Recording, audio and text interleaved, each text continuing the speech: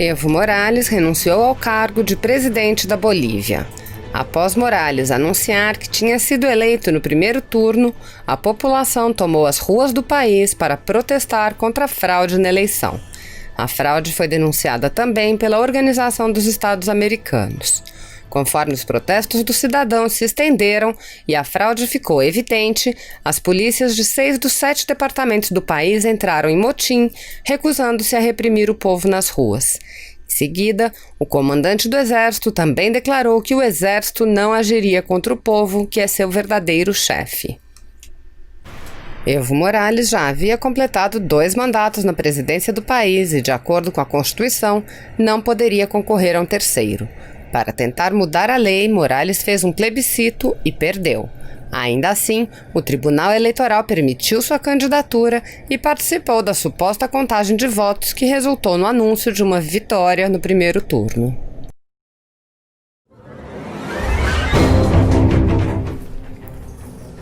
O cientista político Carlos Sanches Berzain, em artigo publicado no jornal La República, considera que a chegada de Jair Bolsonaro ao poder no Brasil é um aporte vital à democracia da região e um golpe fatal para as ditaduras de Cuba, Venezuela, Bolívia e Nicarágua. Ouça o artigo de Carlos Sanches Berzain. A democracia do Brasil demonstrou ser uma das mais fortes.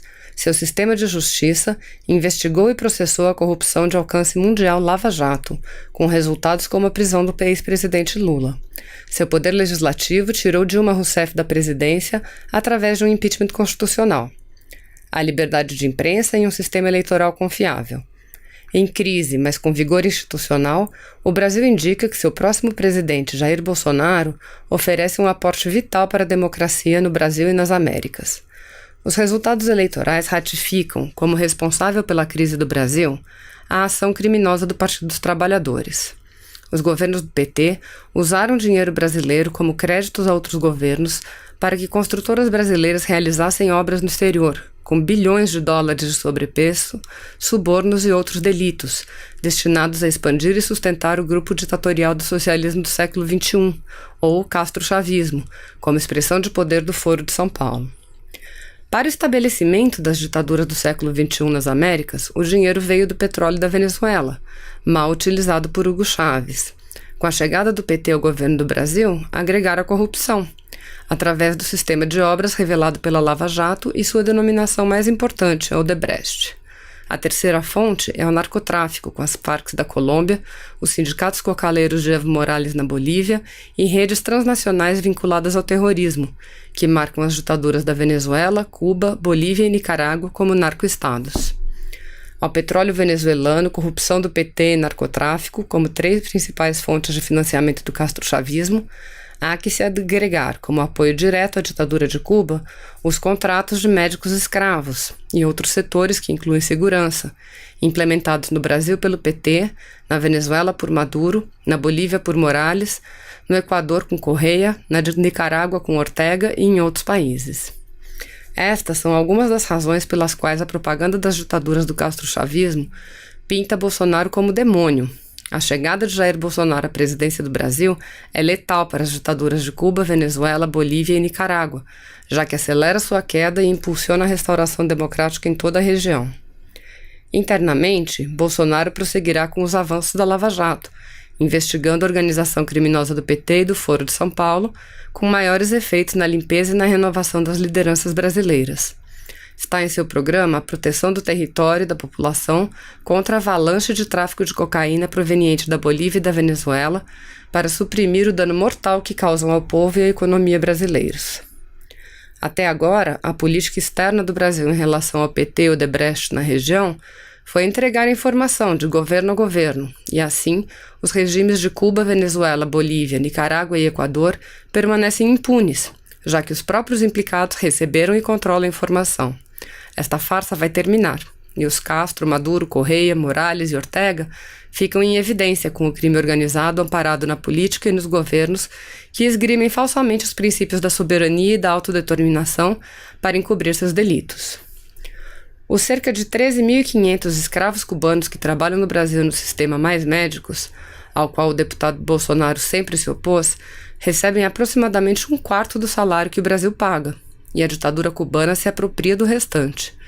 O plano de Bolsonaro para este assunto é legalizar os médicos cubanos no Brasil, permitir a imigração das famílias retidas como reféns em Cuba, cortando assim as receitas milionárias que o castrismo recebe por este crime, com efeito direto no PIB cubano.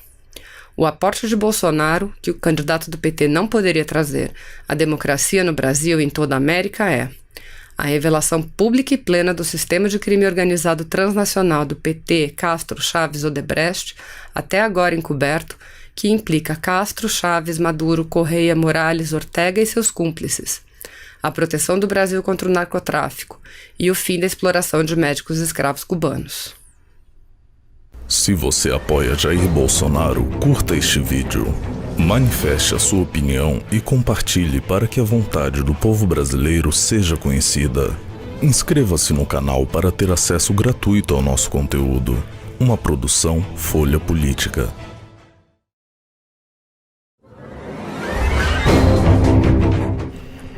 O cientista político boliviano e ativista pela democracia Carlos Sánchez Berzain, em artigo publicado em diversos jornais de língua espanhola, explica que as ditaduras bolivarianas latino-americanas não são casos isolados.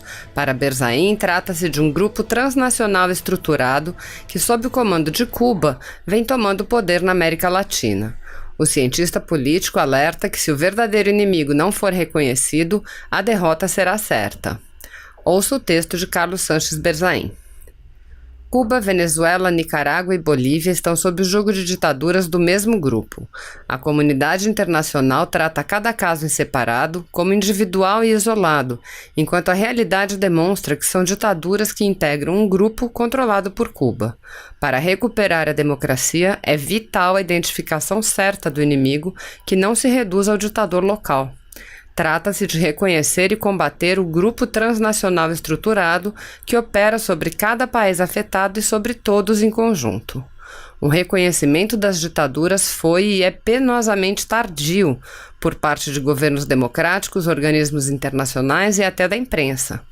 Os regimes que concentram todo o poder, que reprimem os direitos humanos e as liberdades individuais em Cuba, Venezuela, Nicarágua e Bolívia, e em seu momento no Equador com Rafael Correia, foram processos que desvirtuaram as eleições livres e justas, desmontaram o Estado de Direito, liquidaram a separação e independência de poderes, acabaram com a livre associação política e a liberdade de imprensa, até impor um sistema de leis infames para dar aparência de legalidade à ditadura. Em relação a Cuba, não há dúvida de que é uma ditadura de 60 anos, mas muitos governos democráticos, organismos internacionais, instituições, líderes e meios de comunicação não a tratam como ditadura e até omitem essa denominação como política interna. Isto permite que a ditadura mais antiga das Américas se apresente com traços de legalidade, enquanto estende, sustenta e gerencia regimes com seus métodos criminosos. Para reconhecer que a Venezuela é uma ditadura, aparentemente não foram suficientes os presos políticos, as perseguições, crimes e concentração total do poder de Hugo Chávez até sua morte, a tal ponto que há quem veja como ditador apenas Nicolás Maduro e não Chávez.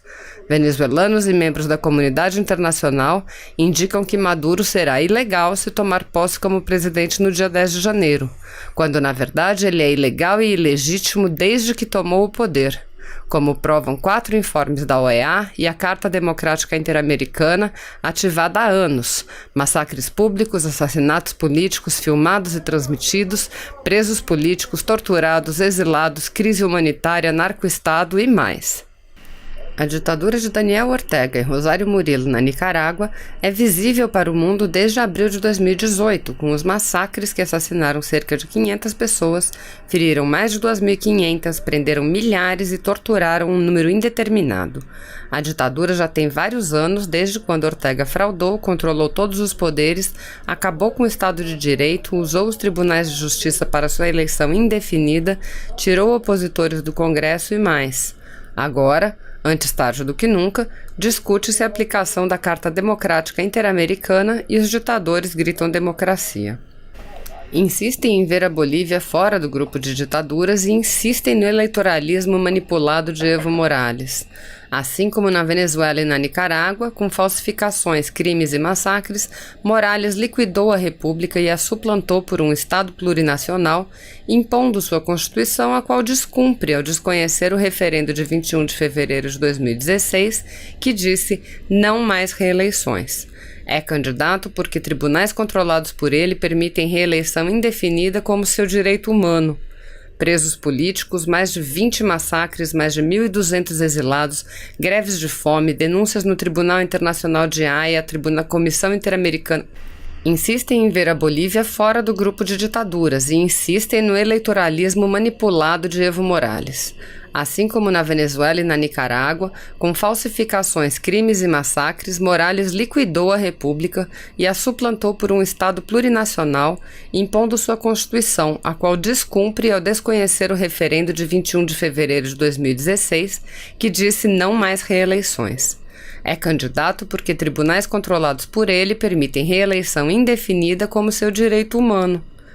Presos políticos, mais de 20 massacres, mais de 1.200 exilados, greves de fome, denúncias no Tribunal Internacional de Haia, a Comissão Interamericana de Direitos Humanos, a OEA e mais, ainda não foram suficientes para que Morales seja marcado como ditador, como não aconteceu oportunamente com Castro em Cuba, Chávez e Maduro na Venezuela, nem Ortega na Nicarágua. Nenhuma destas ditaduras é nacional. Não são processos locais nem autônomos. São o resultado da ditadura cubana com o Foro de São Paulo, o socialismo do século XXI, o castrochavismo com o dinheiro da corrupção e do tráfico de drogas. São ditaduras agrupadas e controladas por Cuba, cujos funcionários atuam nos serviços de inteligência, governos, torturas, repressão, relações internacionais, desestabilização e mais, em e para 14 países, como denunciou o secretário-geral da OEA. A democracia das Américas enfrenta um grupo estruturado de crime organizado transnacional, um inimigo que busca aliados globais no crime e no terrorismo para se sustentar.